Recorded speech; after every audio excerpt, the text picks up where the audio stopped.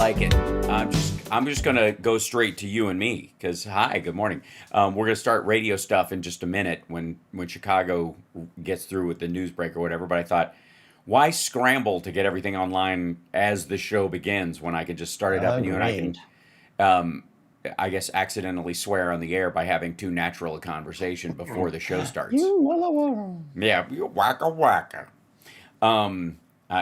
I'm always concerned. Like, we'll hear when Chicago kicks in, no doubt. But River. we can decide.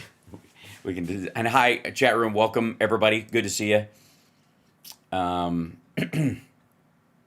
Lots to talk about this. Holy smokes! Like again, it's drinking from a busted fire hydrant of news. Every time. Every time. And this is really quiet. Tell me if you hear this really. This sounds quiet to you. When he first heard the rumor, he kicked him out of Mar-a-Lago. He was an FBI informant to try to take this stuff down. The president knows. It's quiet. He's talking fast. Yeah, it's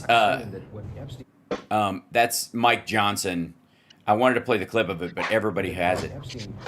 It's all so quiet. Hell. Which is, by the way, very telling. If talking like this, there's a reason why he's bringing these things up. Like, you can tell that they're trying to duck talking about it in the open. Sure. And, okay, I have yeah, it's going to be a good time. And then, of course, the Venezuela stuff, which we have to talk about. Because I'm not up to speed on Venezuela. And the Department of War. I know about the Department of War. Yes. Oh, is that the boat that they blew up? Yeah. Well, even beyond that, it's Gentlemen, you can't fight in here. This is the war room. All right, here we go. Coming up. Excellent. Okay, we're about to get started. Ladies and gentlemen, can I please have your attention? And I need all of you to stop what you're doing and listen. Now, live from Chicago, the Hal Sparks radio program Mega Worldwide. I have come here to chew bubblegum and kick ass. Hal Sparks, your comedian and multimedia personality. And I'm all out of bubblegum. Hal Sparks. All right, let's do this. Good Saturday to you, Johnny Million, and all the listeners at sea. Hello, Chicago. Let's do this. You beautiful gaping hole in the ground. You future Portlands of America. You burned out husk of a city where no one can even go out and mail a letter or buy a package or make dinner reservations without being sexually assaulted after they've been robbed and murdered during a carjacking. And gunned down, yeah. And I've gunned been down so many times the past few weeks here in Chicago. It's got to be exhausting. You know what I mean? It really is tiring. Yeah, but you know what? The sad thing is, and this was that Glenn Beck and Stu were talking about on the Blase this week, was that the sad part is you get used to it. You know, that's the thing. Yeah. We become blind to how awful it is. Having theaters and night spots to go out to, a lovely beachfront. Like good shopping districts and fine restaurants. Because of all that stuff. You just breeze right past the murder rate, which per capita is better than Bakersfield, but on a one-to-one basis, because there are 7 million people in the outlying area, is higher than, say, a town with a population of 10,000 that wasn't hit by a meteor. So, good night, Chicago. You were loved, and we'll just. I guess we're all shutting down. I guess that's what everybody's just folding up tents. I hope we're still on the air.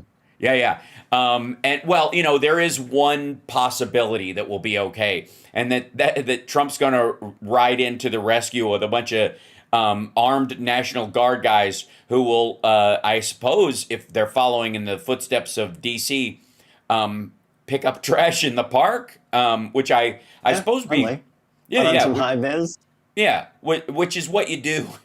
When you've got a massive crime problem, and every time you look out your window, it looks like the gang scenes in Rumble in the Bronx, which, if you'll recall, I have to say, as a Jackie Chan fan, lifelong, early Police Story, Oh, yeah. Drunken Master 2, which is, I think, a far superior film, sort of in the same arc as The Godfather. It just improved over time. He really dialed it up. He did. The fight scene in the Foundry, one of the greatest you'll ever see. Right up there with the rooftop of Who Am I? But you know this. I'm not telling you anything you don't know. But if you ever want to see what Donald Trump thinks the streets of America look like, go watch the gang scenes in Rumble in the Bronx, where they are driving ATVs through the streets at nights and motorcycles over top of cars with these vehicles covered in Christmas lights. And everybody is dressed like they're auditioning to be in Breakin' 3 Nuclear Boogaloo. And so they've all got like Breakin' 3. I mean, when are we making that movie? Come on. I'll be in it. I'll spare it. But like everybody's got big shoulder pads and jumpsuits. They all kind of look like they used to work for Show Nuff before the bottom fell out. Show enough. And but if you look at that, honest to God, that's what Trump thinks. Now, in the United States, the biggest, there are, by the way, I will tell you, there are 4 or 5 instances where guys rode ATVs in the streets in kind of gangy areas in like, well, we can't do a drive-by in the car because it's all shot up. So they took their buddy's ATV, or they stole one and were riding it around with a couple of motorcycles for a while, and then that died down because you're exposed. It's really hard to do a drive-by in a vehicle made for the great outdoors. It's why they don't use a lot of golf carts. So in general, I mean, come on, wouldn't it? Well, never mind. All right. If there was just like, if drive-bys were just relegated to like super gentrified, somebody on top of a golf cart just hitting golf balls at people in the park on beefs. But yeah. So Trump's going to send us in and salvage what's left of Chicago, obviously, so that the superior races, and I'm of course referring to the progeny of Stephen Miller, never has a more genetically perfect human being graced the earth with the gentle pressure of their footstep. He's perfection. I mean, I've been back and forth after this week. RFK Jr., Captain Measles, rolling in there telling everybody that you can't trust science and the experts. You have to listen to online chat rooms, because that's where the truth can be found. And it shouldn't, a lot of people look at RFK Jr. and his history of scandalous drug use and promiscuity at the expense of his family and friendships. And the fact that he looks like someone is forcibly trying to strangle a baboon's scrotum. I saw somebody online say that he sounds like their Keurig machine. Right. I've always said he's the not so great Gonzo. The not so great Gonzo. So great. Right. So, and again, according to him, it's a vocal paralysis problem he got from an infection. I think the same place he ate the raw dog sushi that he got the brainworm from, or something. They gave him the brainworms, yeah. Right. But he has, but word on the street and from the Daily Beast is that it's actually because he smoked so much crack back in the day that he fried his vocal cords. Yeah. Which is apparently true. So, but again, I have a lot of respect for addicts and people who've gotten over that phase in their life, trying to make something better of themselves. I do have a chip on my shoulder about the ones who've done it and think that they are experts on health, because a lot of people will trade one addiction for another. And in the case of RFK Jr., it's obviously sex addiction, and he, which I don't believe is a thing, but I'm using as a placeholder for just being a skeevy jerk, that he... his entire the mythology, and I've spoken about this on my live stream, the mythology of RFK Jr. as someone who cares about the environment was completely crafted by the Kennedys so that he would stop embarrassing them. They had to clean him up and give him something to do that kept in line with the Kennedys are good folk. And it's always been a farce. He never did the hard work. He was a face holder and a placeholder in these organizations, and he used it as a way to like scam his way into bedrooms across the country.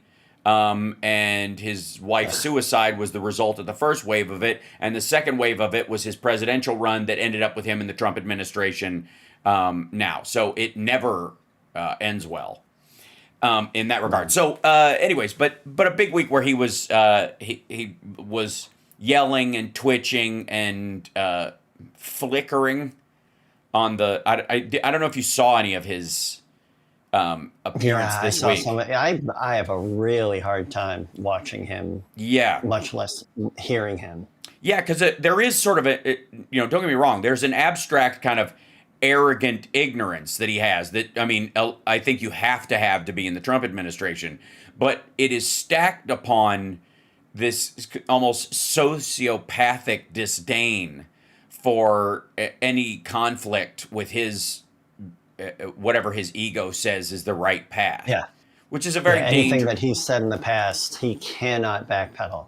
Right, exactly. Including, by the way, that COVID was created by the Jews and the Chinese to largely wipe out black people in white trash. Which, by the way, he whipped out of his empty dome at a fundraiser in a restaurant with his feet kicked up while somebody was videoing. It was not like a hot mic moment or an old, written screed in an email that was discovered. The dude was like, when he's allowed to just expound, it's some of the craziest, most disgusting stuff you'll hear from somebody, because they're.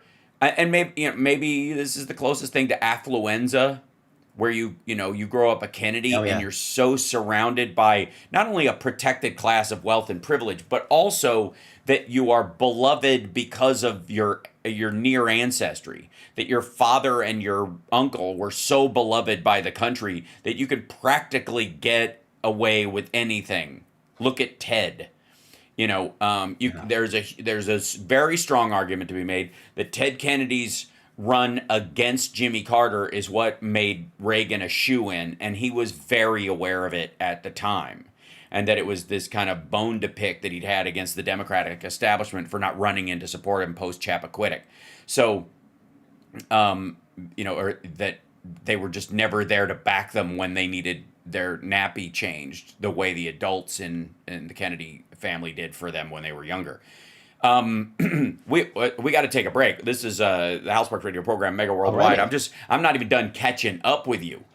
We'll get to that next, of course. Also, the peace president has created the Department of War and started a war on drugs again. That's a real war, not a war in quotes. We'll be back.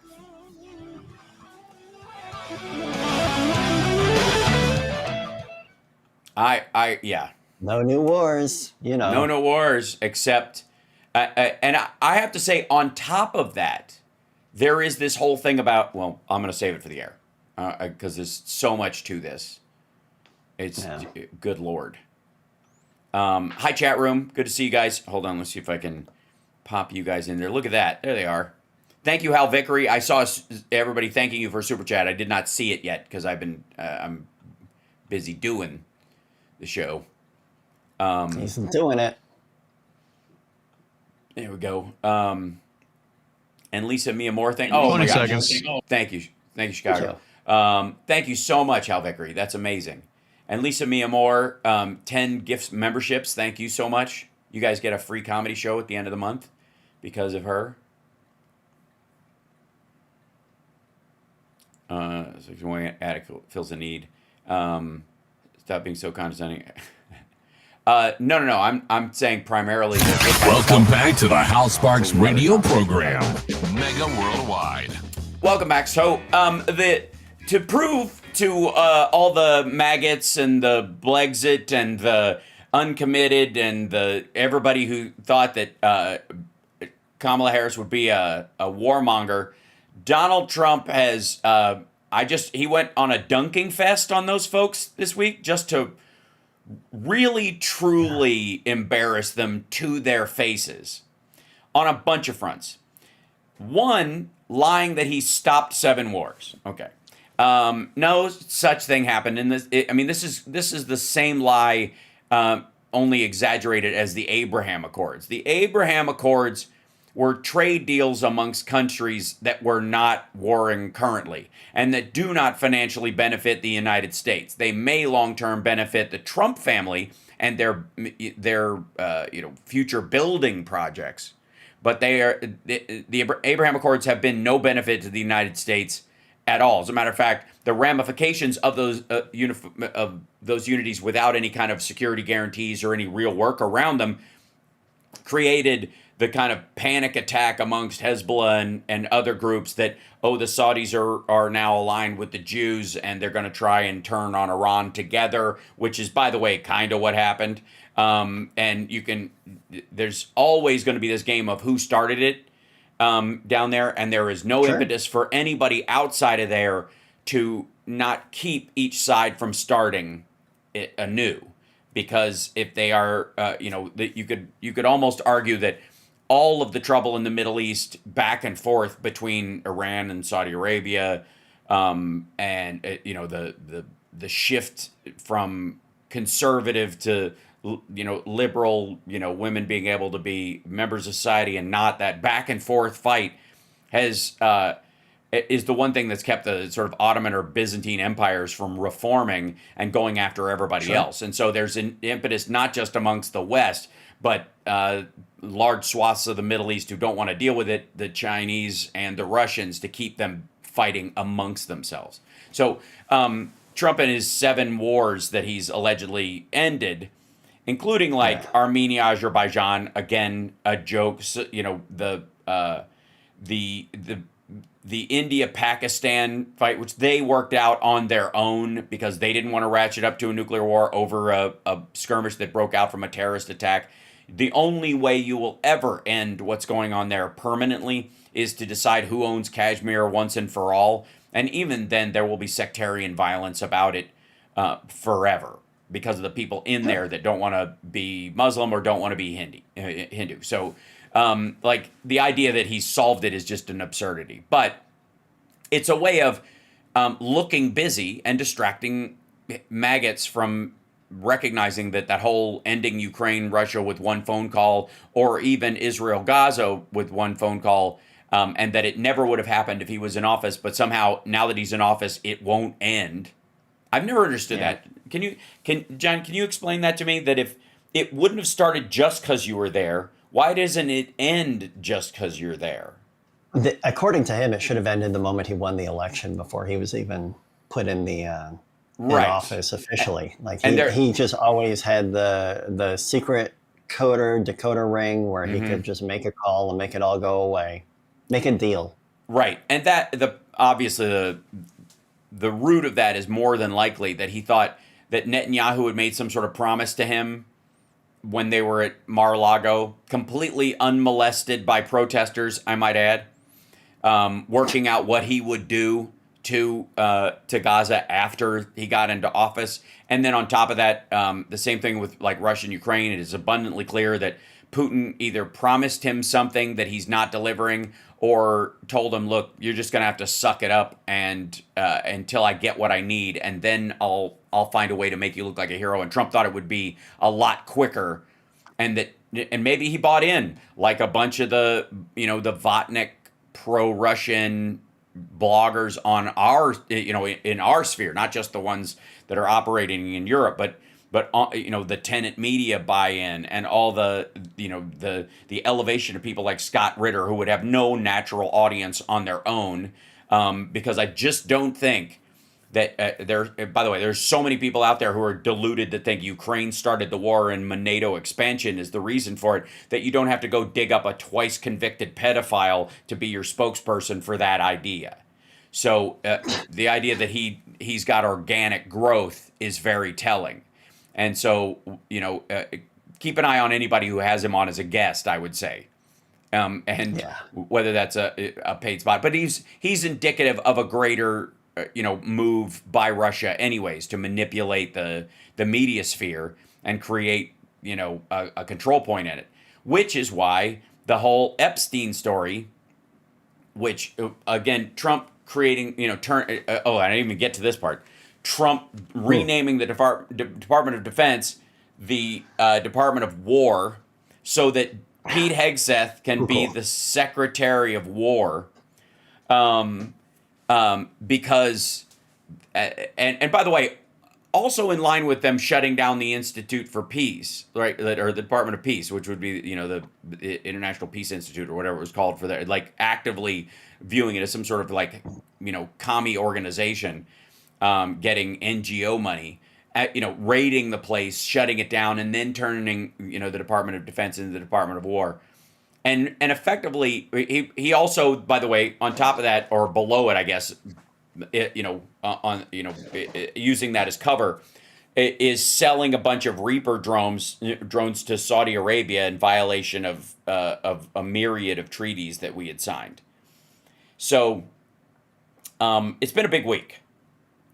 It's been a very, very big week of blather, but all of it can be summed up in pay no attention to the Jeffrey Epstein stuff. Like all of it. That the more, and I think the more stuff he does, the more abundantly clear that is made to not just you and I, or the average Democratic viewer, or somebody watching NBC or MSNBC on the regular or something like that.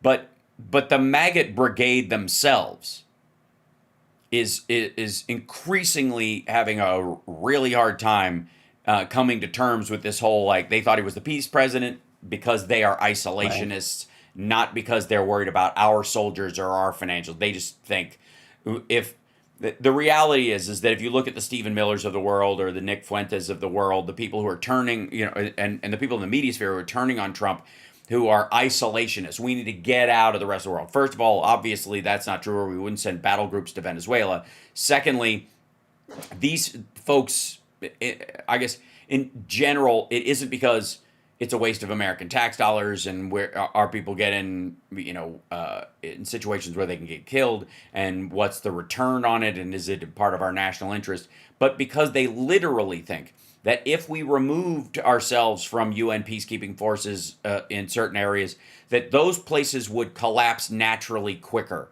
and you could expunge them of the people there. You could drop the population in these areas by stopping food aid and military support, and protection around refugee camps, right? That's the goal. If we just, the Stephen Millers of the world literally believe that if we stopped helping Africa, it's one of the reasons why I think they attacked Bill Gates with all of his myriad of problems. But the fact that he's saving lives fighting malaria in Africa is counterproductive to the Stephen Millers of the world. Why is it our business? If they can't figure out how to cure themselves of malaria, maybe they don't deserve to live. That's what it is. Yeah. It's 100%. They got to bootstrap themselves up away from malaria. Right. Meanwhile, the jobs numbers come out, and they're so bad that Trump has to distract from them by talking about Epstein, by bringing it up again. And Mike Johnson floats this absolute ridiculousness that Trump, because he was dry snitching on Epstein, was, quote, an FBI informant. There is no record of Donald Trump being an FBI informant. And if there was, the release of the documents that around Epstein would help Donald Trump, make him look like a hero. You wouldn't hold that back at all. I was the guy there. Right. Once I found out what he was up to, man, Oshevitz, I shut him down. I called the FBI, and I was their man on the inside. Yeah. Nonsense. He dry snitched, everyone. He got mad at Jeffrey Epstein because of a real estate deal, which is why he kicked him to the curb, not for being a creep. None of that. And by the way, they were friends again almost less than a year later. But he dry snitched on him. He called the authorities because he was mad about this hoping he could scuttle the deal because if he couldn't go through with this financial, this purchase of this property if he was under indictment, he thought, and he would have another bite at the apple. And then he calls Epstein and says, they're on to you, buddy. Hide all your stuff. That's what dry snitching is. You call the cops on somebody and you go, hey, man, somebody called the cops on you. I gotcha, yeah. That's what Trump did. He wasn't, he was absolutely not an FBI informant. If anything, he was a double agent for Epstein. Yeah. Because all the information he may have given, by the way, and the reference he's making that he gave that information to the FBI was nonsense. What he was talking about was that Trump, one of the lawyers for the victims, contacted Trump. And he was subpoenaing everybody. And Trump said, you don't have to subpoena me, I'll just talk to you. Well, that means he's not under oath and not recorded. Right. And it doesn't have to be true. That's why he was never deposed, because this was his way around it. He was on his way to getting deposed, so he voluntarily talked to the lawyer. That's why. And so the idea that he was somehow an FBI agent and that's floating around. Meanwhile, hey, remember those people who thought not only was he going to be the peace president, but also he was going to end the war on drugs? Remember those people? Yeah. Those people are hilarious. We'll be back right after this. Yeah.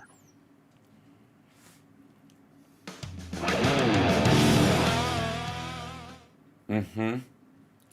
All right, I will be right back. I'm rich and I'm dead sexy. I know that. Dead sexy. Mm-hmm. I was thinking of the immortal words of Socrates, who said, I drank what?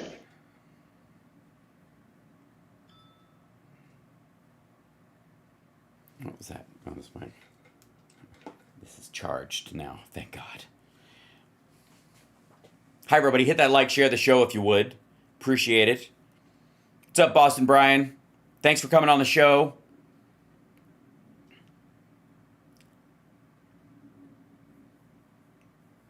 By the way, the Congress has to okay the Department of War name change. The chances that they'll do it are fairly slim, depending on the timing of it. I feel like if they could have done it earlier this year, they would have done it, but now it gets more and more difficult. Would you classify that as a launch problem or a design problem? Mm-hmm. So, yeah.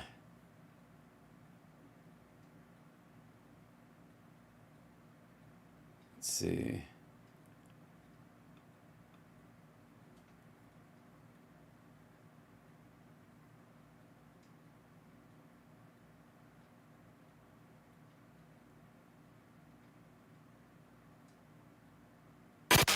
You're locked into the Hal Sparks radio program, Mega Worldwide. Welcome back. Johnny Million joining us. It's Johnny Million. You have a Mars, Venus, Moon show today? Later? Tonight? I do. It's up in Wisconsin. Wow. Wisconsin. Wow. That's very exciting. Wisconsin. Yeah, the rock and roll suburb of Chicago. Mm-hmm. It kind of is because of Alpine Valley and stuff like that's. You and I used to traipse up there. Mm-hmm. You and I used to traipse up there in high school to go see shows. Oh yeah. So I saw the Monsters of Rock up there. That's right. So where do we even? Okay. So we've now got the Department of War. So the folks that were saying Trump is going to be the peace president are eating baked crow and crow sauce with a crow a drink aperitif along with it and a crow appetizer with crow pie for dessert, happily with a big grin with feathers in their mouth in between their teeth, and now it's fascinating that they renamed it the Department of War. And then started using the authorized use of military force for the war on terror to target drug cartels as terrorist organizations, which, as awful as a cartel might be, That's not what they do. They terrorize each other more than they certainly don't terrorize their customer base. I suppose people might be the biggest fear people have these days when it comes to drugs in a lot of ways is is that they're going to take a drug they think is their normal drug, and it's fentanyl. That they'll get the wrong thing. Not that they're not. That's the big scare. That's the big scare. And by the way, it's about that's why sort of upper middle class redneck politicians started giving a crap about it, because it started to be their kids going off to college and going to parties where there's a bowl of pills on the table and nobody knows what they are, or they think they're doing Adderall and it's something else because they're buying it illicit. So at the same time they're changing the Department of Defense to the Department of War, they are declaring the war on drugs not as an analogy of the fight against illicit drugs and addiction in the country, but an actual war with warships and nuclear submarines, with boats being blown out of the water. And by the way, again, for not stopping the 11 people extrajudicially killed by the U.S. government at the hands of Donald Trump, who gave the final order with no evidence that what was in the boat was drugs or they were gang members. They very well may have been, but usually we like to know, again, the due process part of this being the most important element of it, that they just can now treat them like it's a boat full of ISIS fighters with guns on their way to kill somebody. They're treating this as the exact same thing. And good Lord, remember Clear and Present Danger, the Harrison Ford movie, which was like all about what if the president started treating the war on drugs like a real war. Then it was bits of, the Nicaraguan death squads and the stuff that Reagan was doing, but overall it was the idea of the book and how atrocious the premise, the immorality that was being fought by the Harrison Ford character in that was that he was declaring that these were terrorists, that drug cartels are a clear and present danger to the United States, and therefore you can treat them as enemy combatants. And treating someone as enemy combatants gives you a wide area to attack them, blow up areas around them, because enemy combatants can hide amongst civilians and use those civilians as cover. And trying to kill them is not a war crime on your part. It's a war crime on the person's part that is hiding behind the civilian, which is, again, lost in the conversations about Russia and Gaza and all these kind of things, that if you hide behind civilians, you're the one committing the war crime if they get killed. In the same way that you break into somebody's house and the person inside the house shoots you and two of your friends, you survive, but they die, you're guilty of their murder. That's how the law works. So, and the same thing is sort of true about this stuff. So by changing the definition, Trump is allowing himself to raise his civilian, collateral damage deaths and not face any ramifications for it, because they are, in and amongst enemy combatants. A drug lab, and by the way, dealers. Hegseth this week on, standing on the deck of a warship as if he works for the DEA now, saying that these cartels are terrorist groups, straight up. Because, by the way, the violence and interfighting over territory that they do to each other, again, not the customer base, not the general public. As a matter of fact, this goes all the way back to like moonshiners and people running stills in Chicago, is that they were avoiding harming the general populace, A, because it's their customer base, and B, it draws heat. The cops kind of looked the other way when you killed your own or there was a gang war. As long as there weren't civilians killed in the crossfire, you could keep it on the down low. It's one of the reasons why Los Angeles blew up in the 90s, was because there were a lot of civilians being killed in the crossfire. And once that died down, you still had the same number of like gang killings, just nobody cared. Yeah. Right? You could argue that some of the stuff that's happening in Chicago right now, the beef fighting that's going on between gangs that is causing most of the gun violence in Chicago, is the only reason they're paying attention is because they're spraying a crowd of other gang members, family members, and the like, to hit that person, as opposed to just killing that person. If they had just killed that person, it'd be greeted with a shrug in most cases, and that's worldwide, not just the United States. Everywhere. If drug dealers are killing themselves, the general public does tend to look the other way about the crime of it. Even if it goes unsolved, they're not going to waste a bunch of resources tracking it down. That's always been the issue. So the idea that these groups are terrorist groups is an even more absurd assertion. Like gangs have to claim territory from the general public or something to sell drugs at clubs and on street corners. It's an absurdity. But the problem with it is and this is why you don't allow the things like were done in the Bush administration to go unpunished, is because it leaves the door wide open for this kind of active misinterpretation. Like this is an active measure. They're not making a mistake or just overreacting. This is a manipulative decision to change the terms of the law to allow themselves to use lethal force in civilian areas and turn effectively the war on drugs into an actual war. So this idea that Trump was going to bring down the military-industrial complex and that he'd be the peace president and that he's going to bring it all to a close is nonsense. It's an embarrassing absurdity. And the folks, and it's not being lost on the MAGA faithful. Some of them are just a little uncomfortable with it, let's just say. They're kind of... they're like, they either don't want to talk about it or they're tepid in their response. But a big portion of them are being very loud about it because it is so overt and nuts.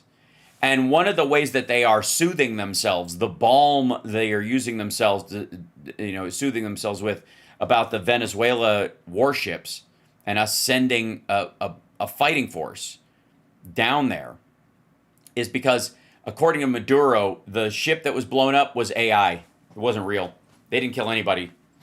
That there was a big question. I was wondering about that. Yeah. How? Well, it was. Of course, it was real. Of course, they blew up a real boat, I think. But Maduro's between a rock and a hard place.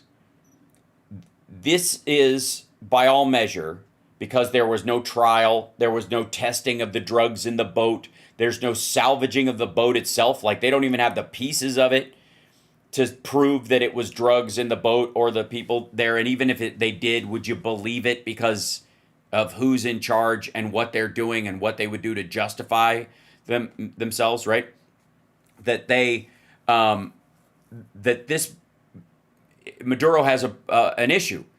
They, by all measures, and by the only measures, witnessed an attack on a civilian Venezuelan boat.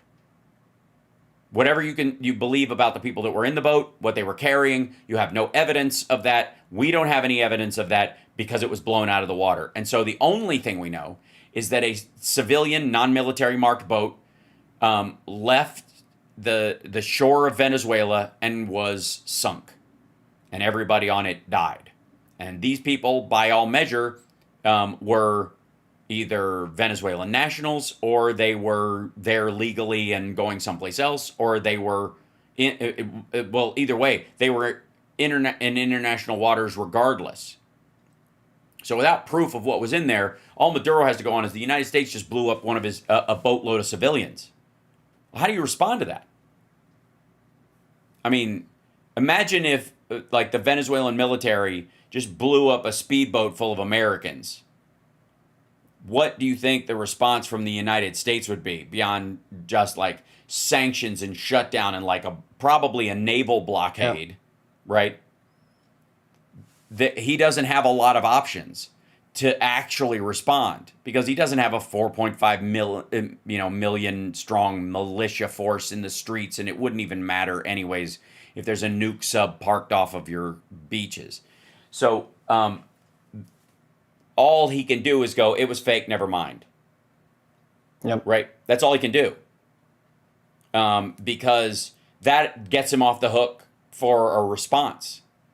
And since he doesn't care about his own people, he's not going to care if nobody's going to, the military under Hegseth and Trump are not going to go look for the remains of the people on those boats to prove they are who they said they were. They're not going to go look for the boat to prove there were drugs on it, because what if they don't like the answer when they find the boat? What if they were smuggling kids or something like that?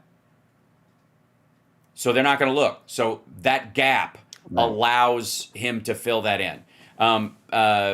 People are saying, I read it was AI. That's what he's saying, and I think they probably augmented it. It's been enhanced, so that's why it looks like AI to people, but still an absurdity. The reality is that he cannot react as if it's the real problem that we believe it to be, like that it was a civilian watercraft that was blown out of the water by the U.S. military. He can't, because he doesn't have the means and wherewithal, and it would invite Trump in, and that's why they buzzed the boats with two airplanes, the two F-16s, and then just retreated back. It's so insane. The whole thing. It's absurd. I think there's no question that Maduro is a narco-capitalist villain in that part of the world. And what Trump will do, and this kind of goes with this whole common sense versus common misconception thing, is use something that obviously happened, that requires a measured response, as an indication that no one has done anything about this till now. There's a new sheriff in town. I'm on the scene. Nobody's been dealing with it, even though we have, ongoing. The Coast Guard, the Navy, the DEA has been, rebuffing boats and seizing them and grabbing them this whole time. That the idea is that you're going to kill these people and then they're going to be afraid to take boats. All you're going to do is raise the price. I mean, that's really, and change the route, because it's the desire for those things that causes the industry to exist there. But Trump and these guys will take advantage of the fact that Maduro is obviously awful and use that as a wedge point into the rest of South America. That this is what they needed to push back against Russia and China's influence in Venezuela. That, and this is why like failed states, when they pop up like this, are like they're an infection point for every authoritarian on the planet to sort of dive in there and infuse it with their genes. So Venezuela's narco state status is exactly why Russia is there. It's exactly why China is there. And it's exactly why Trump finds his way there. And the problem, the myriad of problems that we have, is that the people that supported Donald Trump were so deluded that he was going to somehow end all these conflicts. And there have been more military strikes in Trump's first 6 months than there were in the entirety of the Biden presidency. We saw this with Obama.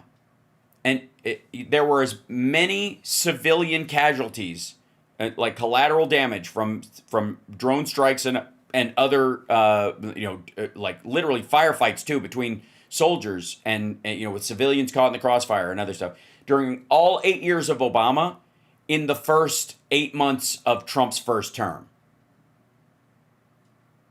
And they are revisiting that and doubling down. So can maggots just back up and slap themselves in the face for believing this peace president, end all wars, no new wars nonsense? Because I got to say, you can't just say he's reinvigorating the war on drugs when he's actually sending ships in. We got to take a break. We'll be back right after this. It's the Hal Sparks Radio program, Mega Worldwide, now with 100% more. Johnny Million. He's got a live stream, it's called It's Johnny Million. I know. Mm-hmm.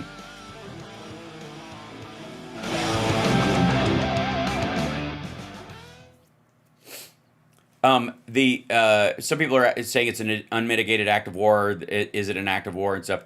The fact that Maduro said it didn't happen, and that's where it falls, and because the ship is sunk and it falls in that like trust me bro area where the people who lost the boat, the country whose boat it was, says it never existed in the first place, means that there will be no war crime tribunal about any of it. It will be a blip in this conversation, and it will invite. 20 seconds, guys. Okay. Hey, yo. Are they vaping in studio again? Sounded like it. Yeah, it did. Means that there will be no. It will encourage Trump further.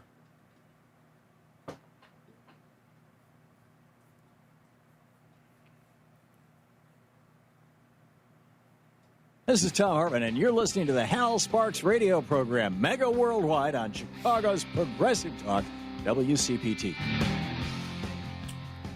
Welcome back. So, it's in the middle of all this. I mean, there's a lot. Those three, I would like to say, those three segments breezed by. We're getting through this hour really quick because of the density of the news and the seriousness of all of it. I didn't even get into the Navy SEAL mission that failed during Trump's first term to try and plant a listening device on the beach in North Korea that ended up with dead fishermen being killed and their lungs punctured so their bodies would sink to the floor and not be found by the North Koreans.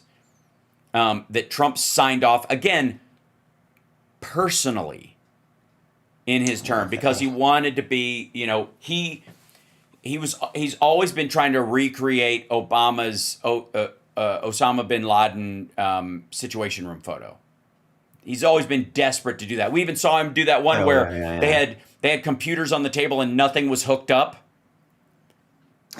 Right? Just remember that business? Like there's so much absurdity that we lose some of the absurdity in more absurdity, like RFK Jr., like this most recent, like literally sending warships off the coast to effectively doing an undeclared naval blockade. Because why else can't a ship just leave, Venezuelan waters, go through international waters? Why do they have to stop when you tell them to in international waters if you don't have a legal reason to do a blockade? Right. So, all of this, is to deflect from the Epstein stuff. All of it. It is a mad scramble. Look busy. And it is not working at all. It's not working. Genuinely. Like I'm sure that there are, some out there that are buying into this or trying to buy into this. But what I'm seeing, by and large, is if they haven't turned on Trump at some point, they're doing this, well, everybody does it kind of thing. As if Kamala Harris would have sent ships off the coast of Venezuela.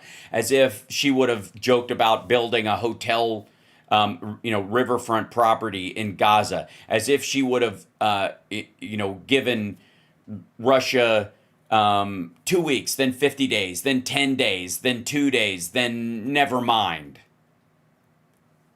Like she would have flooded these ridiculous tariffs, called them all back, put them on magical pause everywhere, so literally nobody knows exactly which ones are enforceable and which ones aren't at any given time. And then go, they didn't harm the economy because they haven't been implemented yet. Yeah. This, so the folks that want to fall back into both sides do it. It wouldn't have mattered. Tell that to Kilmar Abrego Garcia. Tell that to the child with cancer that's being, torn from her mom's arms during, while going through cancer treatments. Tell that to all the women who don't have a pathway at all to their right to choice right now. This flip a coin, lesser of two evils nonsense, it's got to go. Because remember when there were a couple of flippant things that the right made a huge deal out of that weren't as big on the Democratic side as it was made out to be. It was mostly the realm of slacktivists and online chatter. But this whole idea that words are violence, right? Words are apparently left-leaning people were throwing around words are violence. And it was all during the safe space on campus kind of stuff, which was what they call in the right nut picking, where you go around and you look for crazy, revolutionaries or whatever, and then paint the entire movement with whoever the craziest person you can find is, right? And meanwhile, by the way, elevating your own in the case of Marjorie Taylor Greene or Roseanne or Jim Brewer or Victoria Jackson or any of these people who are just flipping out, right? So over this idea that words are violence and therefore you can't speak up about these kind of things drove everybody into, on the Democratic side, into kind of like, it corralled them into being afraid to speak out about real issues because they would immediately, how dare you even bring it up as a topic, because that in and of itself is denying the lived experience, blah, blah, like all the tangled language of social movements that, by the way, don't belong anywhere in a political conversation, because there's a huge difference between social environments where you and I are trying to get along as human beings, right, and the establishment of rights, privileges, and legal ramifications in a political setting when you set the rules. Because like you and I, if a trans person came into the bathroom and used a public bathroom near us, we would not care. You and I wouldn't. That's the social aspect of it. Legally, exactly. Right, legally there's stuff to work out so that a trans person can come in there without somebody coming in mocking trans people dressed in a dress and beat them up. And then identify as a woman and be sent to jail because they just say so, on that kind of thing. That was where it had to be left up to just any interpretation, because that's the social side of it. Socially, you don't need to interpret it. Legally, at some point, you're going to have to. And a real conversation about real human beings has to happen. And that's just an example, by the way. It's across the board in all these things. And when you don't have those real conversations, and when you're not allowed to have those real conversations, and you're trying to break it down in the most loving and supportive way for all parties concerned, but you are beaten up or protested for even bringing up the topic, what you don't get rid of the problem. You don't remove the problem from the deck. You leave it to the mercy of the Stephen Millers of the world. You leave it, if you don't deal with immigration and try to create a balanced system and really work to do that without fear of what being called names, if you don't really do that, eventually it will swell to a problem where the people will come in to take care of it, and they will be the most violent and awful people. There's not their way or the highway. You can either do it in a measured way where you care about the quality of life of everyone involved and you genuinely work at this, and you create a political solution that creates laws where people are protected, or you leave it up to Donald Trump to handle it later. That's what populism is. That's what the populist movements are.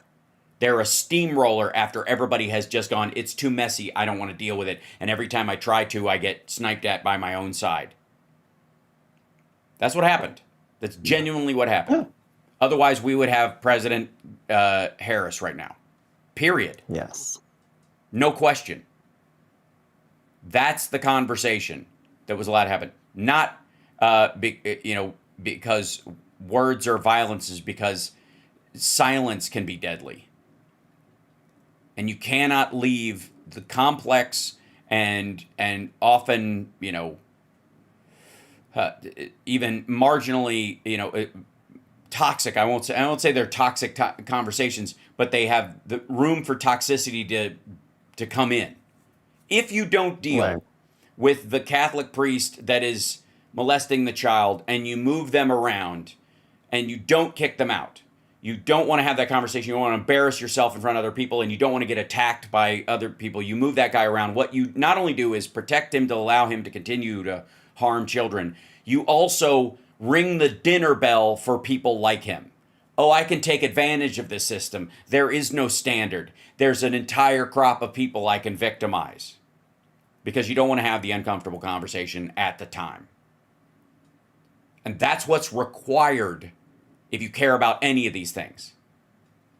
Because us not being willing to have that conversation, or people shutting down that conversation on our side of the aisle, or us bending to Trumpism, and them shaming or blaming, and us falling for it, is why we have the Department of War recreating the war on drugs as an actual war, children being torn out of their mother's hands, a raid at the Hyundai Corporation expelling 300 visa overstays as a placeholder for, whatever their mass deportation business that they were doing. And Venezuelans, when their country is under an unsanctioned military embargo right now, are having their TPS status taken away, sent back home when Venezuela would be at its most deadly for them. We got to take a break. We'll be back. Philip Bittner's going to be joining us from Ukraine, and this is, there he is right there. And we'll get to it. Thanks so much. Like, subscribe on infotainmentwars.com, patreon.com/AlSparks. We'll be back after this. I'll be right back again, sir. All right. There he is. There's Phil. I'm going to bring him in one moment.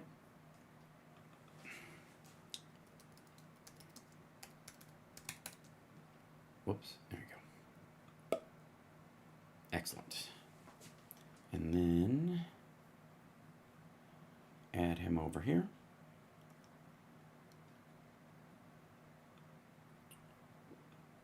Phil, and you can hear me okay? Yeah, I can hear you. Can you hear me? Yep, sound great. All right, good. Let's see if this actually works. Oh, he's not in there yet. Okay, I guess I'm back to here. And then blink. There we go. Excellent.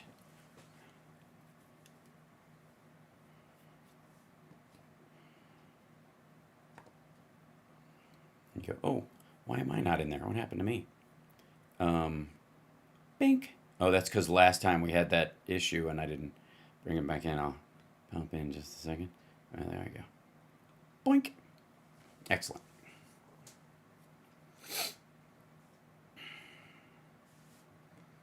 Hello from New Zealand. Here. Thanks, Caddy's girl. I'm working on it. Yeah, thanks again, Hal Vickery. Johnny's putting on sunscreen inside. Oh yeah, because the palm trees are getting to him. Yeah, forgot. I should probably fix that. What do we think? No, I'd give him like the home office, but it makes him look too dignified. And the tunnel's cool, but it give everybody epilepsy. Just put him in a castle for now. Or this would be the easier thing. Deep space. Good. Okay. Come back in a minute. And Phil, what's the episode tomorrow for On the Edge? Just so I know as a heads up. It's a guy who is arranging post-war economy investment. Oh, right. Yes. Right. The investors. Yep. Yeah. Mm-hmm.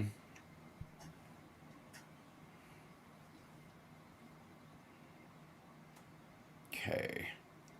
Oh, I need to do this. Yeah. I don't know if you've seen this, but Trump, in an attempt to sound like he's sharp, has been using very specific numbers lately. And so and his very specific number about the dead last week in Ukraine has changed. It's always 7,000 something. It was 7,313, then it was 7,813, then it was 7,000, which was his. He realized that 6,000 sounded like less than he said, so he can never say less because it's always got to be more.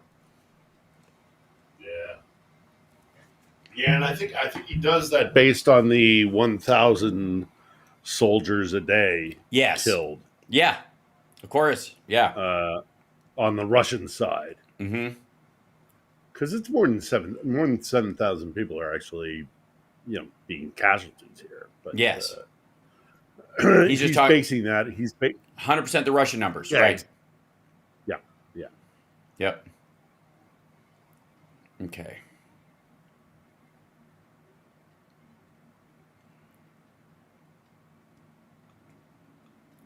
Okay, and I'm bringing up some stuff, and then we'll do there.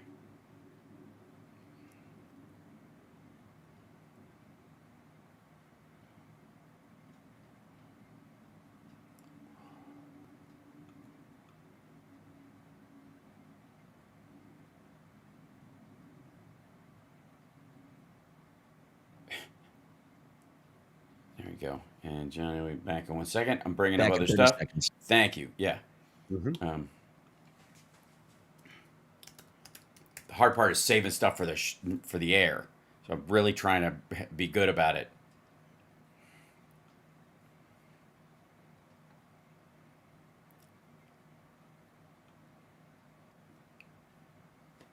Have you been following this Venezuela stuff? Not a lot. I've seen some, but yeah, three ships and a nuclear submarine. You're listening to the Hal Sparks radio program, Mega Worldwide. I've had people walk out of me before, but not when I was being so charming. Video streaming at halsparks.com. Oh, I don't care for you or for the putrid sludge you're troweling out. Damn puss-faced little pimp stick. True progressive talk. Might be a good time for you guys to give up. While the folks around Donald Trump are trying to hide him from the Epstein files, even with apocryphal tales of him because he was a dry snitch, being an FBI informant, which used to be a bad thing, I guess, on January 6th, but before that was a good thing, something along those lines. We got our dear friend Philip Ittner, host of On the Edge, live in Kyiv with us right now, with his Olga of Kiev poster behind him, which, I want one eventually. When this is all over, we'll wait till then, but I'm going to have a framed one in the house, too, to match that one. Ukrainian drones have hit they're just shy of a quarter of all oil refineries in Russia in August alone. Not so far in the war. They struck 24.2% of all Russian oil refining sites in Ukraine during the month of August. Trump keeps making up these numbers about the dead. And you pointed out something very telling in this, that he wants to sound like he's saying something specific, so he doesn't sound like his brain's turning to tapioca. That's what he's been hiding from. So they've been putting a lot of numbers for him to quote on his paperwork, so he sounds sharp if you don't pay attention to those, because they change all the time too. He said last week 6 to 7,000, then 7,813, and 7,313. And if you squint, the 8 can look like a 3, or a 3 can look like an 8 if you have old man eyes. So I understand how that happens. But you were pointing out the fact that that's basically the Russian casualties. That's not even, he says it's everybody, mostly soldiers, he says. But that's pretty much the number that Ukraine is putting up of the Russian casualties, about 1,000 a day. Yeah. It's obviously more than that if there are any, Ukrainian casualties in that process. And there are certainly a lot fewer of those even than there used to be, largely because of the shift to drone warfare that the Ukrainians have moved to. they are like burning through these 3D printed, kamikaze drones that they are making themselves, and and creating all new ways of like launching swarms of them at Russians, while Russians are using theirs 1-to-1 to chase down civilians using FPV setups, which is a first-person view. That's the goggles you'll see on somebody when they're operating a drone. The Russians are literally, hunting civilians with theirs, whereas the Ukrainians have this. It elevates almost weekly what they're able to sneak in to Russian territory or in Russian-held territory and expand these things out into 10, 20 drones at a time. There are smart AI systems that coordinate with the drones themselves, so that they're only targeting military sites that care that the Russians are not taking. What's the latest scuttlebutt there, and maybe catch us up on life in Kyiv and sort of what the Ukrainians are focusing on as the major news stories beyond what we hear here. Well, we've had a relatively quiet week in Kiev. I don't like to jinx it, but relatively quiet. But yeah, you're right. I mean, Trump keeps throwing around the 7,000 number, and that is basically just Russian losses. On a daily basis, Russia loses about 1,000 men a day, dead or incapacitated, taken off the battlefield. Add on to that the number that are killed. Again, we had a relatively quiet week in Kiev. Doesn't mean we had a quiet week in the rest of Ukraine. Right. All the cities along the river, all the kind of cities that are closer to the front lines, they are constantly attacked. So you add that number, and then of course you add the number of Ukrainian soldiers that are dead, and it's well over 7,000. So, if he was to be more accurate, that number would be much higher. But I do find it interesting that he fixates on the 7,000. Yeah. Which is looking at casualties from a Russian perspective. Yes. Right. Not including Ukraine's death and casualties. That's right. Yeah. It's so specific.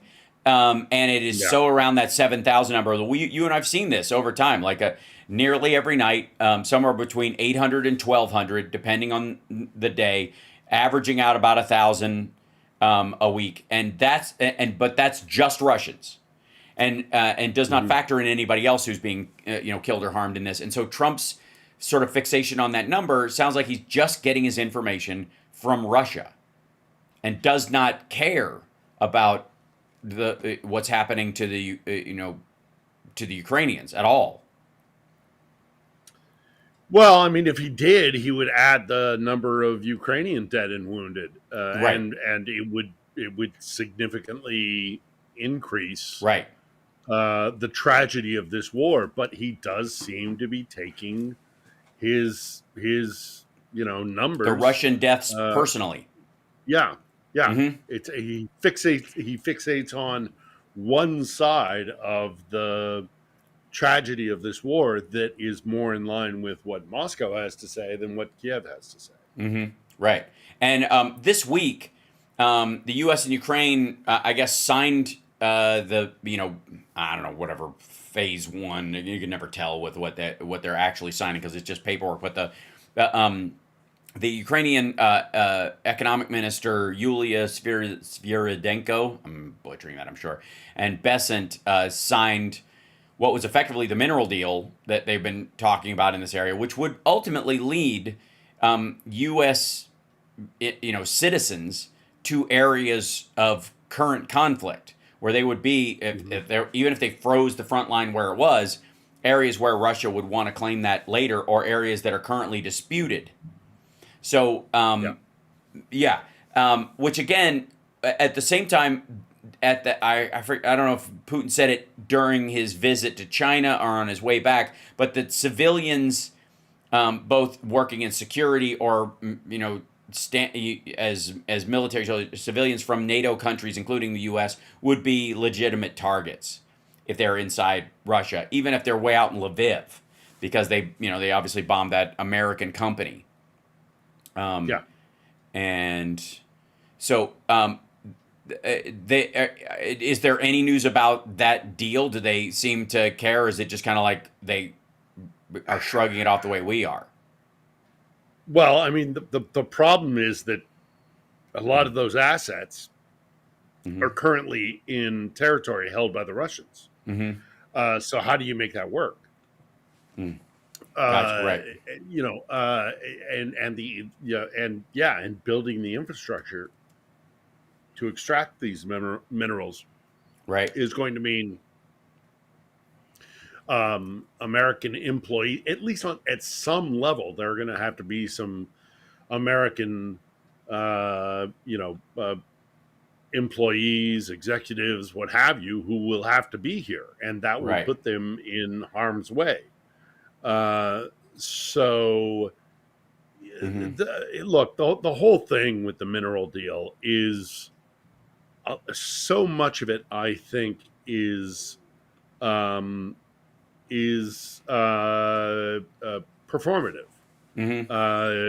I don't. Look, we'll see what happens, but I don't think they can make that happen.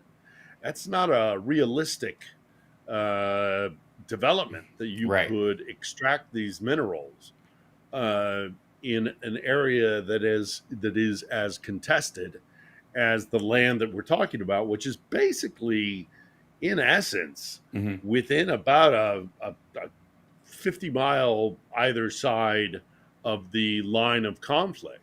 And how does that work? How does that realistically work? And so I don't think it is actually something that is being developed realistically. I think a lot of that argument is being put forward by the Trump administration with the clear participation of the Kremlin, but also Zelensky as well. They're all trying to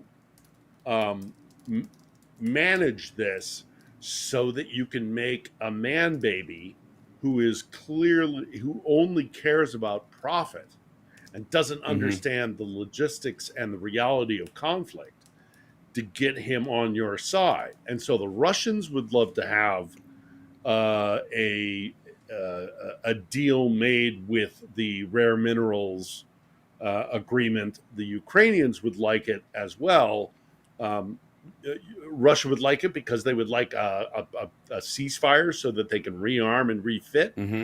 Ukraine, kind of the same deal, but also in addition to that, to tie Kiev together with the Trump administration, so that Trump and his ilk see a tangible benefit to siding with the Ukrainians, and the Trump administration itself is showing its ignorance of what's actually happening on the ground. The whole thing is a mess. The whole thing is not workable as things stand now on the battlefield. So I don't think this is a real deal. I think this is ways for all participants, with the exception of the Europeans, to try and manage a deal that would lead to a ceasefire and maybe ultimately some sort of peace deal. But the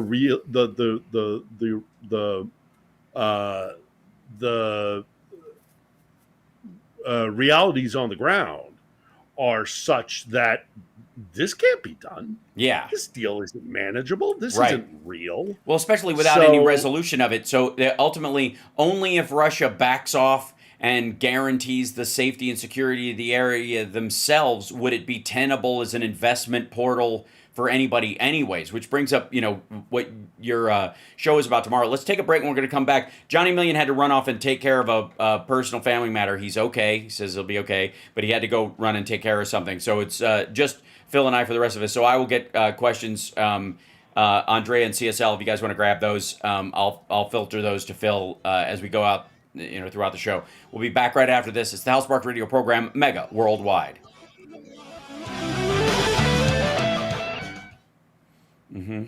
Just in case. Okay.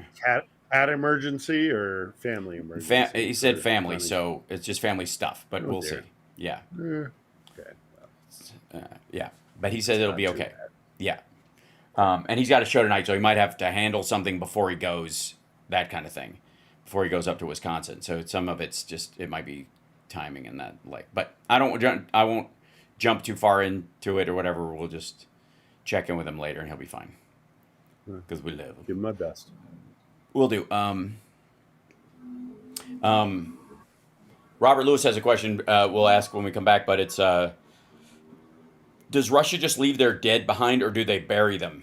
Back in 20. Yeah. Thanks. Yeah. It's a big part of that. So. Yeah. Yep.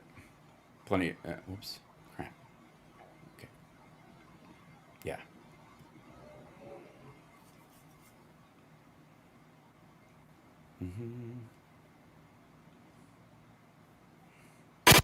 You're locked into the Hal Sparks radio program, Mega Worldwide. Welcome back. So, we definitely have a couple of questions. I do want to bring up that the Coalition of the Willing happened this week, and there's still, I think, some meetings going on. But basically, it's Zelensky, Macron, van der Leyen, the NATO SecGen, Witkoff was going there, and the idea is that 26 European countries, effectively the NATO alliance, are working to basically hammer out the details of what security guarantees would actually mean in terms of rotating, human forces on the ground in the area. If it was held, whether there's going to be a missile defense system in that area, whether there's going to be one in Finland, for example, to compensate for, if Russia says that's a no-go, they'll just move one to another NATO country that's close by. The thing that they're going to do is call it a reassurance force, which an international reassurance force after the peace agreement. So that sounds adorable. It sounds like a spoof of a cartoon from the 80s where they're making jokes about liberals. The reassurance force. But that's essentially what they're talking about. And they're also going to tighten sanctions on Russian oil and gas, and then pressure China, I guess, to stop giving them stuff. These were the big ones. And then you try to build on the U.S. buy-in, which is why Witkoff is there. But this, all of that has to occur, lest we end up in a situation where Russia's not going to respond to anything but the chance that force will be returned, or that they will escalate beyond something they're comfortable with, meaning killing Europeans that aren't of Ukrainian descent right now. Yeah. So, right. So, and Medvedev, of course, is making fun of them again and blah, blah, blah. And is this crank measuring contest going on between Trump and Medvedev half the time is driving this conversation more than what Putin says, it seems. Yeah, and the Russians have said that any foreign soldiers on Ukrainian soil would be legitimate targets, and that they would, if hostilities were to resume, or if foreign troops were to arrive here prior to a ceasefire, regardless, that any Allied troops, French, Polish, Norwegian, take your pick, if they were on Ukrainian soil, they'd be legitimate targets. To which the response has been from Europe, yeah, go ahead, give it a try. Right. Because look, the bluster coming from Moscow, if they were to hit a European soldier, if they were to legitimately target and hit a European soldier or military asset on Ukrainian soil, we go into another level of this conflict that is, obviously scary, because we're looking at potentially World War III. Right. But also at the same time, I think the Europeans have come to the opinion of we've got to lay it all on the line. This is if they do hit us, we will respond. And I don't think Putin is as deluded a leader to think that he could take on Ukraine. You could take on Europe in Ukraine, or try to grab the Silaki corridor, which connects Russia with Kaliningrad. It would cut the Baltics off from the rest of Europe. Right. They can't manage fighting Ukraine.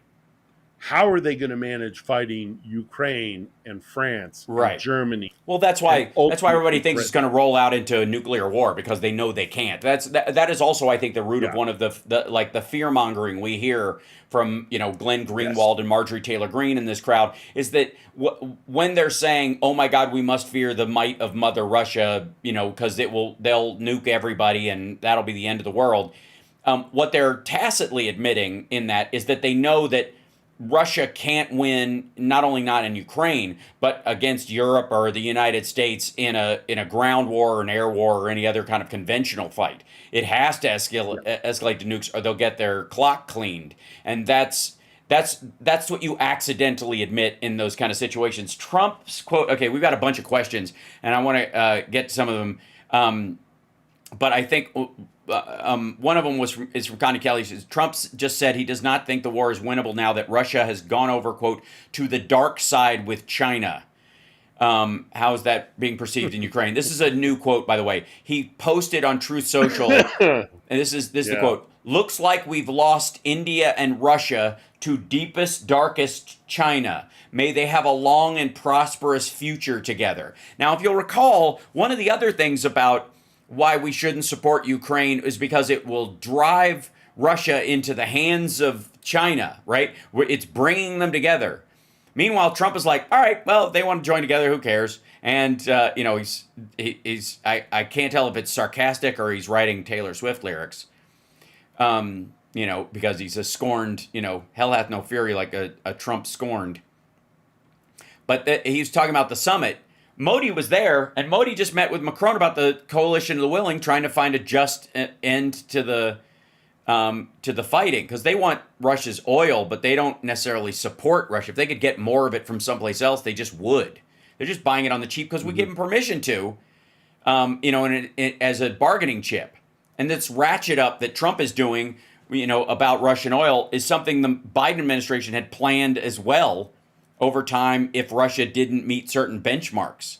So Trump wants you to think it was his idea and he's playing tough, because it's more than likely why he's flipping out about Modi, is because he doesn't want you to know that, these are Biden's sanctions that he's just following through on. Yeah, and I mean, is China going to go to war with the rest of the world over Ukraine? I mean, everybody talks about, will the West go to war over the Baltics if Article 5 is initiated, because the Baltics are part of the NATO alliance. Yeah. And there's a lot of criticism that we wouldn't do that under a Trump administration. Mm-hmm. So likewise, is China really going to start a third world war over Ukraine, which it has no interest. I mean, you can clearly point out the interests that exist in Europe for a free and sovereign Ukraine, and by extension, the transatlantic alliance. What is China's interest in a free and sovereign Ukraine, or, for that matter, a subjugated Ukraine under Moscow's rule? It's all of this. So much of this is based on a really dangerous game of chicken, right? And who's gonna duck first? And I don't think, look, for all the things that Trump says about Ukraine, you don't have the cards, right. Ukraine can't win without us. Well, firstly, that's not true. Ukraine has allies, and there are a lot of European powers that have deep investment in making sure that Ukraine remains sovereign. And also, Ukraine is not going to stop fighting. This is, as we've said so many times before, this is existential. Yeah.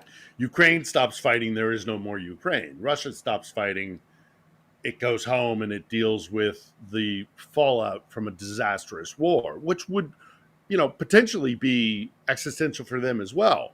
But it was a war of their choosing. They invaded. So, it's not, Ukrainians are not going to stop fighting.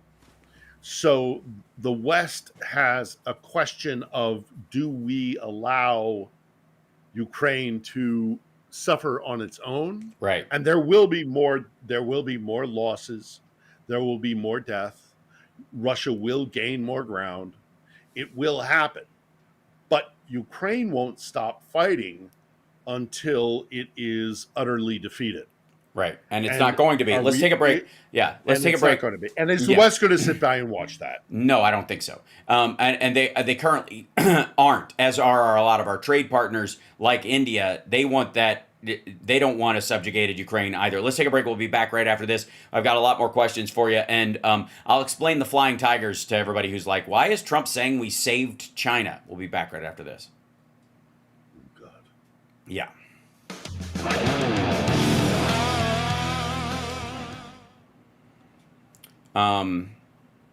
He brought up the flying tigers. No, he said he just keeps saying we saved China and now they're turning on us or whatever. It's like he's acting. Bone Spurs is acting like he personally fought, in the Battle of Chongqing. Like, just absurd. I've been there. I've seen the fallout shelters from where the nationalist government and everybody hid in Chongqing when the Japanese were bombing it repeatedly. Thank you. I've been. Those caves have been turned into like. Welcome back to the Hal Sparks radio program, Mega Worldwide.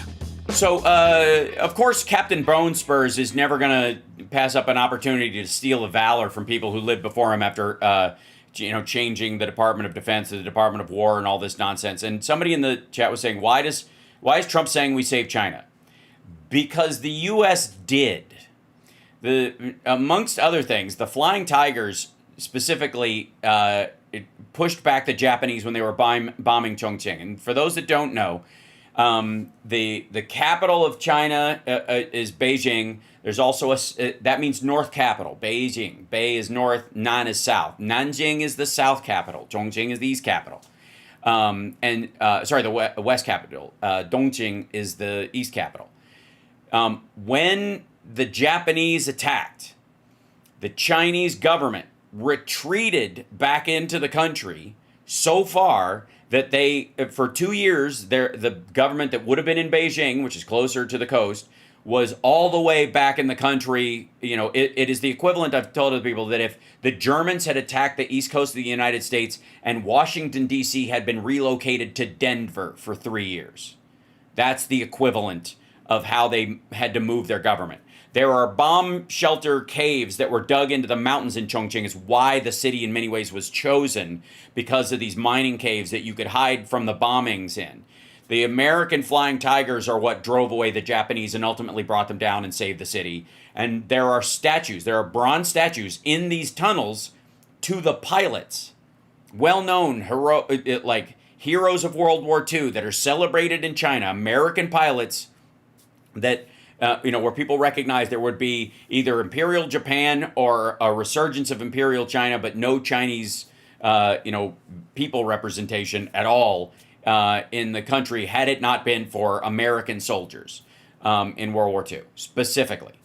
Again, anybody, I wouldn't recommend it now, but I mean, you could go to Taiwan and see a similar thing. And again, by the way, that's how the cities are broken down there. There's Taipei, which is Taipei, it's because they're like the northern, that's their pronunciation of it. Tainan, which would be the southern version, and Taichung, which is in the center of the country. These are the three big cities, all connected by an electric, maglev train, and you can go the whole country in 90 minutes. It's lovely. Best oolong tea in the world. That said, if you want to know about this history, Taiwan's the place to go see the remnants of it right now, because I wouldn't recommend traveling in China currently.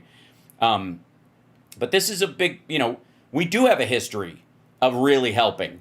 It did matter. There is honor in what our military did, and a lot of these places. And if you want to really be shocked about Nagasaki and Hiroshima, go ask any Chinese person who was alive during that time. Their only anger about it is that we didn't hit Tokyo and Kyoto and keep going.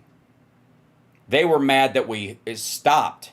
That we, they celebrate the parade that Putin just went and saw was to celebrate the surrender of Japan to the U.S. That's what that giant military parade was. So it's important to know that kind of history so that when Trump bastardizes it, you can know why he's taking advantage of sort of the ignorance of his own followers and the like. So, all right. Ed's 3D Tech wants to know, did the last of the Russian tanks get destroyed in Myrnarod yesterday? Their original ones, very possibly. But I don't know if you know about that, Phil. I don't know I know that they are making.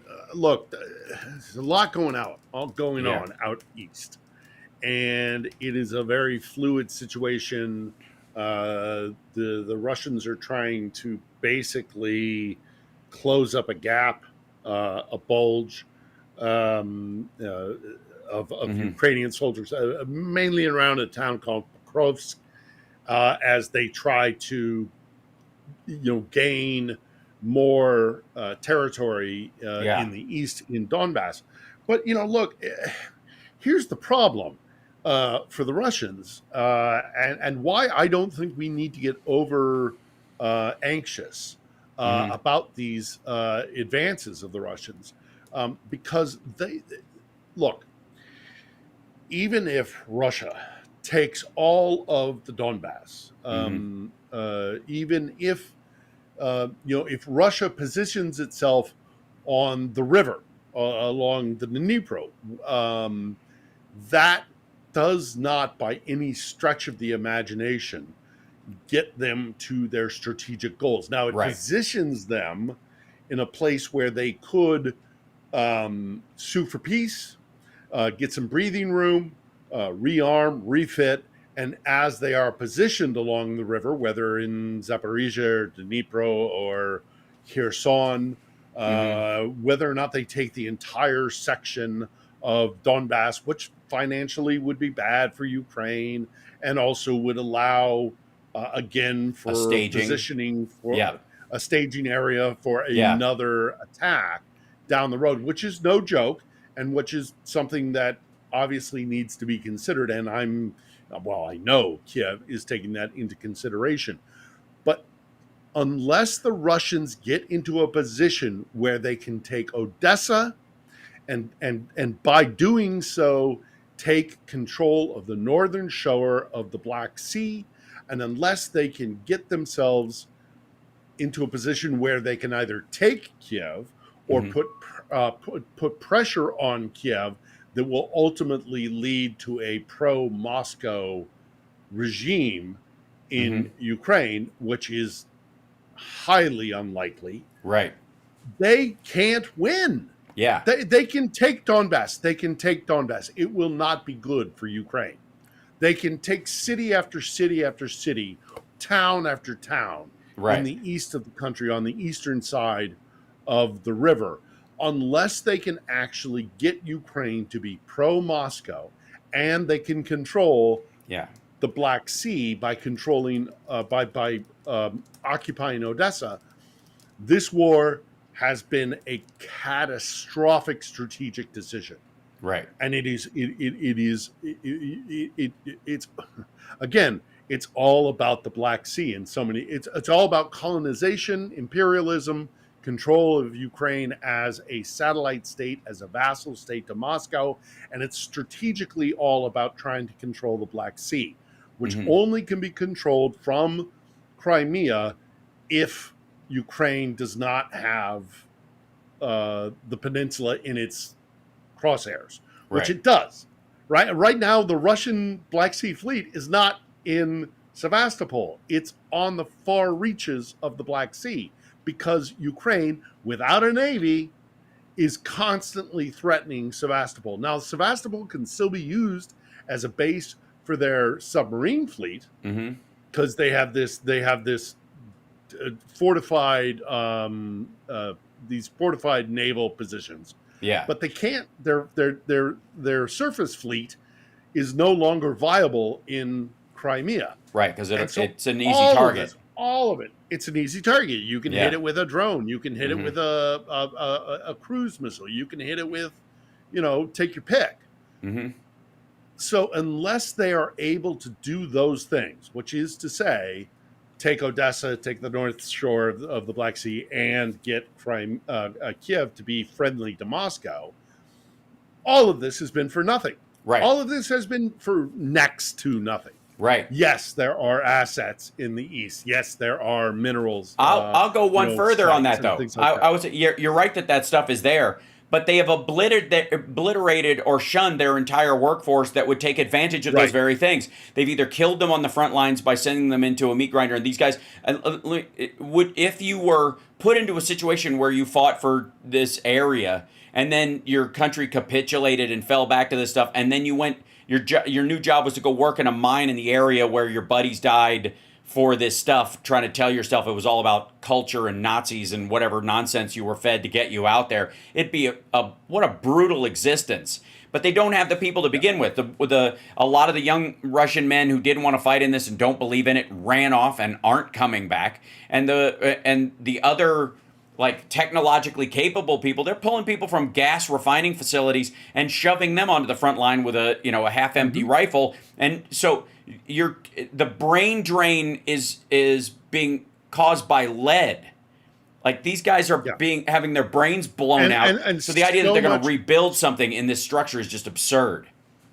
Right, and so much of the infrastructure, much less the actual refineries and the factories and the mineral sites and the mines and things like that, the infrastructure that was built to support that has been massively damaged. So, I mean, one of the most frustrating things about covering this war is the fact that Russia's already lost this war. I mean, they unless they can get to a place where they can have a ceasefire, so that they can lick their wounds and rearm, refit, and come back, and that would require the lifting of sanctions as well, which is a troublesome component, because maybe this the White House that exists today might just do that. But regardless, they cannot win this war.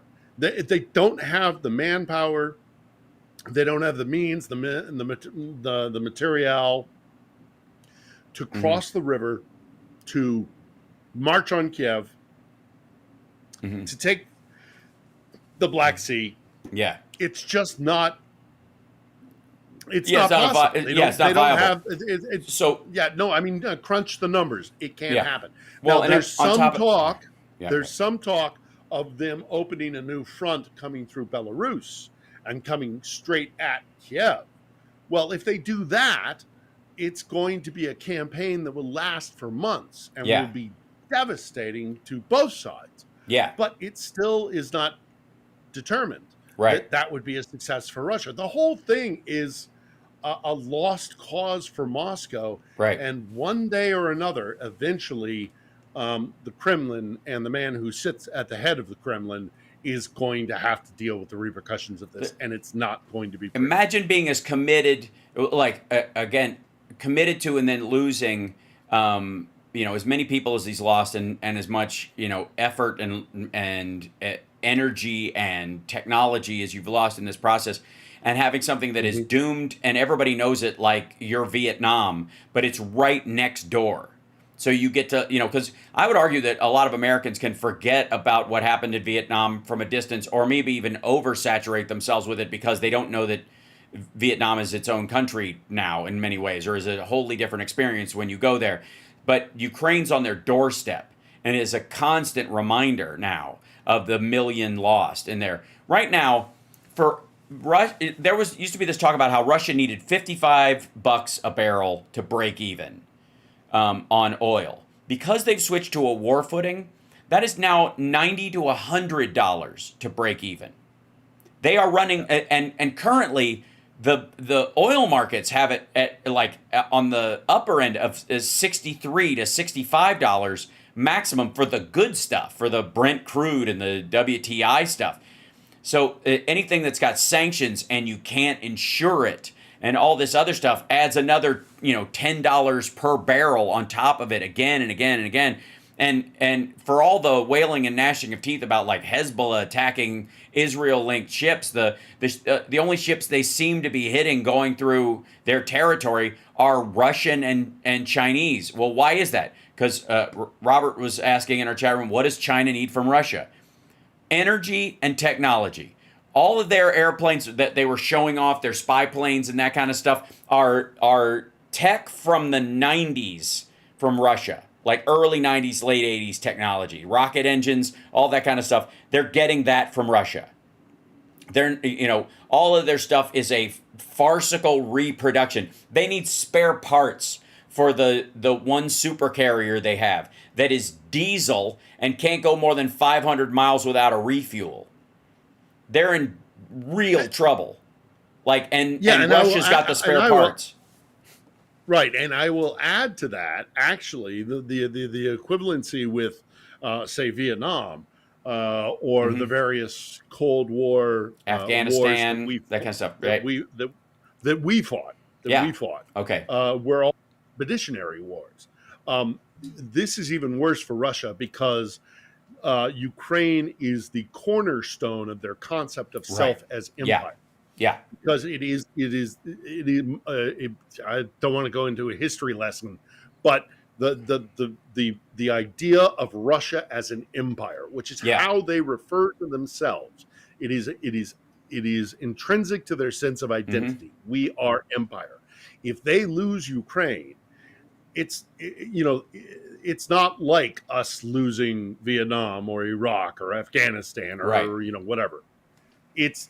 That's intrinsic to who they are, and they're about to lose that. They are about to lose that because Ukraine will never bend the knee again. It's done. It was over in 2014.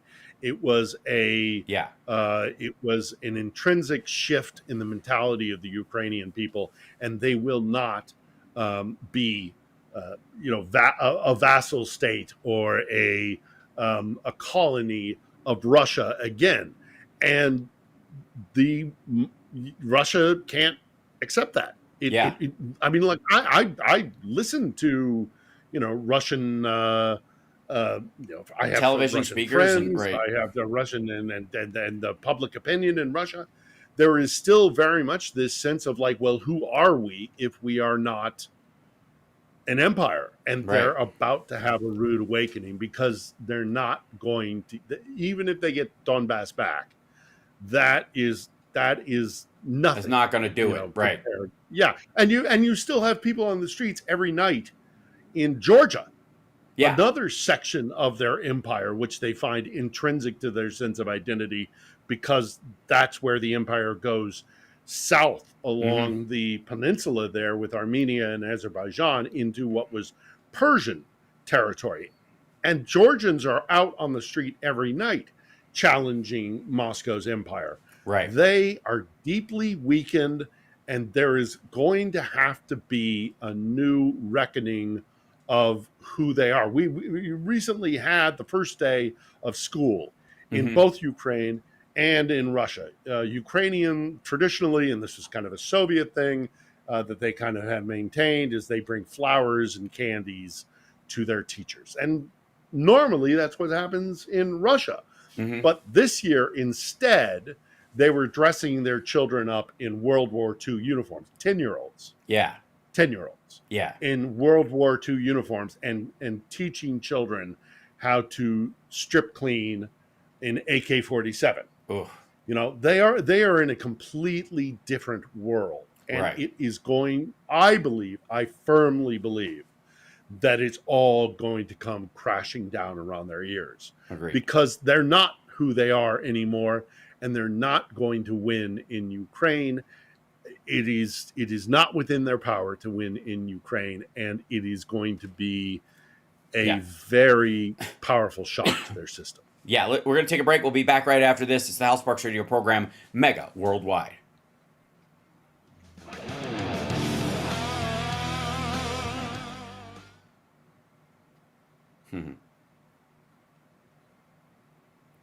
Yeah. Short break, back in 30. Thank you. Okay. I'm increasingly amazed at and especially. Well, all right. We'll talk about this in the meantime. I want to remind everybody. Do you have titles for the shows specifically, or just the with kind of? Just with. This is Ted Cronweller, episode 63. There you go. I am happy, you are happy, let us be happy together, whether the weather is cloudy or sunny. I will always be your funny honey bunny. I am lucky, you are lucky, let us get lucky together, whether the weather is cloudy or breezy. I'll be there to say, hey, come on, let's take it easy. 'Cause isn't it nice to have the friends that you do? And isn't it nice that the sky is so blue? And isn't it nice to say I love you, chugga chugga choo choo, woo woo. I am smiling, you are smiling, let us smile together, whether the weather is cloudy or stormy. I will still be there in the morning, I'll be right by your side in the morning. I'll make you breakfast in the morning, I hope that you like cereal. Yay! Hooray! So, I gotta say, one of the biggest sort of happy ending, and it's sort of like a happy mid these days, because and we'll continue with the questions, but this Coalition of the Willing meeting, as much as, Putin finds it upsetting and the people around him are kind of grinding about it, you can kind of tell that it's working by the fact that they're as upset about it as they are.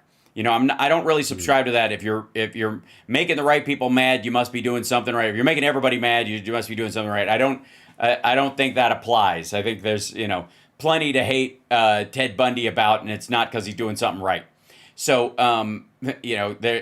the awful of Putin is sort of goes without saying. That said, the people that are gathering for this, you could tell there is a long strategy building in Europe and was built partly by the Biden administration last year to carry Ukraine through this hump to that inevitable fall that you're talking about when it comes to Russia and their ability to take and or hold this area. So here's a question. Let me ask you this question. Okay. So do you think foreign leaders visiting Kyiv makes a difference? Yes, I do. I at the very least, it shows solidarity. Obviously, some leaders coming here is more influential than others. I mean, if you have a head of state that comes here and says, we're going to give you, 50 more, Patriot anti-missile batteries. Yeah. That's a big deal. That's a huge deal. or a defense minister who comes here and does that. But, a foreign minister showing up, or, a leader of X organization, as, an EU leader, EC leader, all of it continues to show Ukraine that they have support. And the fact that American leaders come here now and they kind of, it's more just performative than it is actually supportive, is troubling to me as an American. But I'm still happy to see it because it does continue to show that there is solidarity. And, that's one of the most important things that Ukraine needs right now is to show the Kremlin that the Western world stands by Ukraine and will continue to stand by Ukraine. I spoke recently to a guy who was he was a former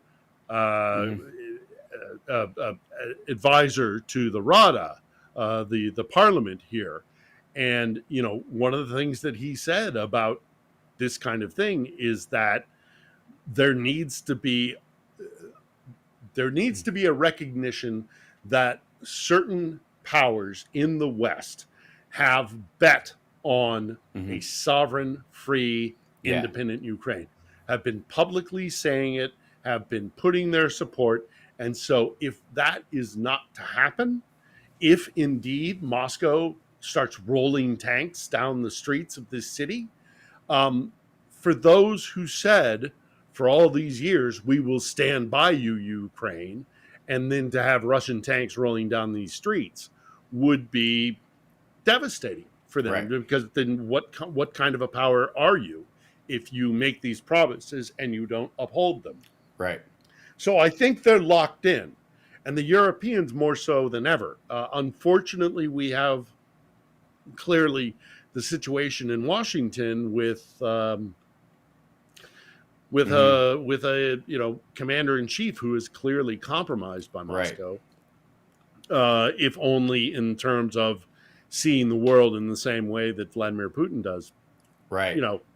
That ain't great. But the Europeans, I think, are doubling down, and I don't think they're going anywhere. And I think they have now a completely vested interest in making sure that there is some sort of sovereign, independent Ukraine when the shooting stops. And if that does happen, again, who's lost more in this war? Who has paid the higher cost in this war? And it's Moscow.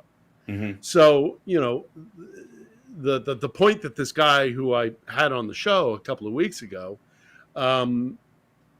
is that, for better or worse, in some ways, both Moscow and the West and the powers in the West and Kiev itself have made bets on a successful Ukraine that remains sovereign and at least, overall intact. Mm-hmm. And so now somebody's going to win, and somebody's going to lose.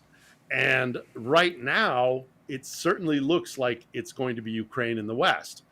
But Russia's not going to go easy, and it's not going to just capitulate.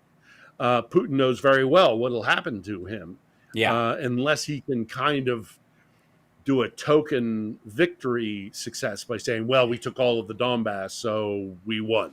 Yeah, I don't buy that. I don't buy that, and I don't think Russians will either. No, 1 million lives for that is not a fair trade, and I think that's where they're going. We're almost at the end of the show, and I remind everybody the show is On the Edge that Phil has on every Sunday. There's a new episode every Sunday, and there was another question I wanted to get to you. Does Zelensky and Putin ignore Trump? This is from Sinful Solutions. Does Zelensky and Putin ignore Trump? I know neither takes him seriously. I don't think they ignore him. Zelensky can't. Yeah. Because he needs as much help as possible. Putin can't either, because he needs to pull on his puppet strings. Mm-hmm. So they can't ignore him. Right. But I do think that the significance of the United States in general, sadly, is massively diminished by this administration. Well, I also think that they don't take him. Yeah, I don't think they take him seriously. I think they have to take the station seriously, the presidency seriously, because even with Trump's flailing, the result in arms coming from the United States to Ukraine has continued because it's the right thing to do, and because whether Trump's doing it because he's making arms sales and it's good for the financial bottom line of the United States, or Biden's doing it for the right reason, it doesn't quite matter in the result for the Ukrainians, and that's where the vast majority of arms are coming from, still from the United States, even in this situation. And Putin, while he might think of Trump as rightly as a clown, recognizes that the office of the presidency has serious powers, whether Trump knows how to wield them or not. And maybe his goal is to just keep Trump away from the proper levers and keep him yanking on the ones that don't do anything. It's a get him in the kind of playing with the fake buttons in the console, not than actually throwing any switch that matters. So and since we're at the end of this, thanks everybody. Don't forget patreon.com/HalSparks, great way to support the show. And Trump's bruised hand, they finally are trying to match the makeup to his skin a little better, but it makes the port stand out more. So the idea that they're missing a vein is increasing every time he seems to go in, and it ain't good, folks. It's so bad you almost don't even notice how bad his face makeup is, where he spray paints it on past a certain point. But see you on Wednesday, Phil, where we can both swear about this topic. And take care of yourselves, everybody, and we'll see you next time. Give my best to Johnny. I will. Cool. Thank you so much, brother. Thanks, guys. Yep. Thank you, Chicago. All right. I'll let you go. Phil. All right. Be well. Yeah. So that's pretty gnarly chat room right there. That's from the little dinner he had with Republicans on the new concrete floor he put in the Rose Garden, the cement garden.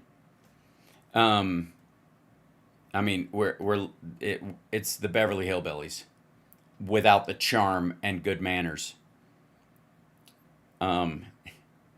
Yeah, so it's pretty bad. All right, I'm going to let you guys go. Have a wonderful Saturday. I will see you guys on Monday. Enjoy Phil's show tomorrow and Boston Brian's show. And take care of yourselves and take care of somebody else. Man, what a packed show this was. So much to talk about. It's a lot. So, and now I got a bunch of reading to do. A bunch of files dropped this week, so I got to go through them. That's what I'm off to do. So have a great day, everybody. Take care of yourselves.